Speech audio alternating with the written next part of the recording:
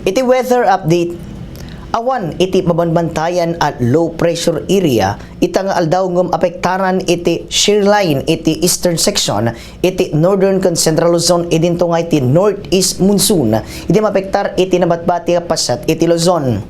Ti temperatura kadagiti na dumadumong lugar ti Luzon iti lawag ken iti Vigan nagpada nga 25 degrees Celsius iti Baguio 20 degrees Celsius ken iti Tarlac City 24 degrees Celsius. Ti Visayas, iti Bacolod, Cebu City kan iti Dumaguete pada nga 26 degrees Celsius, iti Kabankalan 25 degrees Celsius. Ti Mindanao, iti Dipolog 26 degrees Celsius, Pagadian kan iti Davao City pada nga 25 degrees Celsius, kan ti Coronadal 23 degrees Celsius. Ti heat index kadagiti na dumadumong lugar, iti Dagupan Pangasinan 42 degrees Celsius, iti Cuyo Palawan 41 degrees Celsius, ti Iba Zambales Cotabato City, Dubangas, Iloilo ket agpapada nga 40 degrees Celsius, Rojas City, Capiz, Northern Samar, Pasay City, Metro Manila ket 39 degrees Celsius.